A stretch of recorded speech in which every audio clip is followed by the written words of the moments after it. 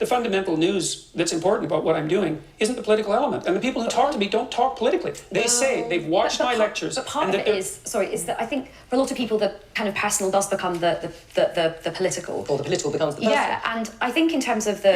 in this situation, a lot of people are wrong, because primarily what's happening is people are watching my lectures, and as a consequence, their lives are improving dramatically. Oh, I'm sure they are. I'm sure people are have had a huge conversion after, and they're much happier once they've been. It's not a conversion. But what I would like to do is kind of almost... I think at the moment the discussion about feminism is very divisive, and sometimes it can sort of be like, okay, men have to lose and women have to gain. Actually, everybody has a lot to gain by greater equality. Now, whether you get the equality of outcome that you want, I think only time will tell. But certainly, equality of opportunity is very important. And actually, a lot of men. Well, as we see now, they're pushing away from equality of opportunity. They want equality of outcome. They just want the outcome. Would benefit from that. So I think a lot of men are having a lot of crises at the moment in terms of mental health, suicide issues, and their own sense of identity, because I think some of the stereotypes put on men are quite limiting for them as well. I think they make men quite unhappy as well. The devil's in the details with regards to equality, because I'm an advocate of equality of opportunity. But I think the idea outcomes, that's an appalling doctrine. Why? All right. Well, because you have to produce an... Exactly. It's like the idea that people should have equal outcomes is nuts. It's crazy. It sounds good in a fairy tale, but in reality, people exhibit different levels of effort and participation and focus and discipline. So when you have equal outcomes, you have a system that will fall prey to the tragedy of commons. Why would I work harder when I could just sit back and relax and I'm going to get the same outcomes? What's the incentive to work hard if the outcomes are guaranteed? The fact that they so casually support this idea is alarming. Like, what's the next step? Let's just use our brains. What is the next step of equality of outcomes? And they're so captured by their ideology that they can't even think it through. An unbelievably potent bureaucracy to make the ever greater and ever finer distinctions that are necessary to enforce equality of outcome. How many group differences are you going to equalize across?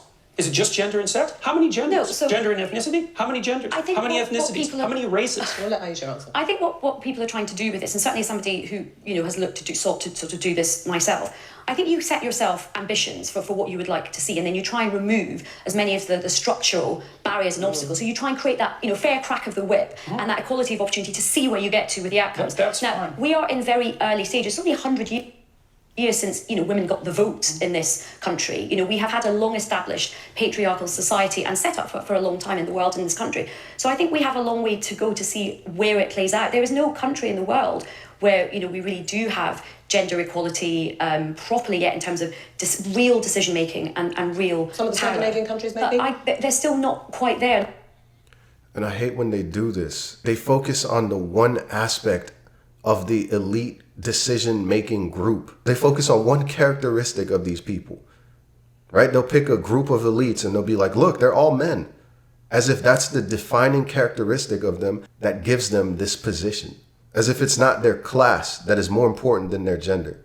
That is the most important factor in a person's life, not your gender, it's your class. We've had Black people in power. We've had women in power. We've never had poor people in power. We've never had low class and elite positions. And these people are so caught up in their own little identity that they can't even see that. You look and you go, oh, look, all these people in power are all men. Not the fact that they're all wealthy men that come from a small group, as if all men have access to this shit. It's so divisive. I think you've spoken a lot about this. There's still a way to go in Scandinavia. Things are not perfect in Scandinavia I haven't spoken about that specifically. I've spoken about you talked about the right stuff yesterday. You talked about the Scandinavia. Well, I've spoken about the fact that, one of the things that's happened in the analysis of the differences between men and women is that the social constructionist claim is that the differences are socially constructed, right? Is that it's a consequence of environment that men and women differ. But what the scientific literature indicates is that as cultures become more egalitarian, like they have in Scandinavia, the differences between men and women actually increase rather than decreasing, which is a direct repost to the social constructionist view. So they just deny all that. The biggest differences in the world in interest and temperament are between Scandinavian men and women. It's exactly the opposite of what everyone predicted. Can I just pick up on one thing you said a little earlier in the interview, which you said it's the moral guide. They always want to avoid the Scandinavian example.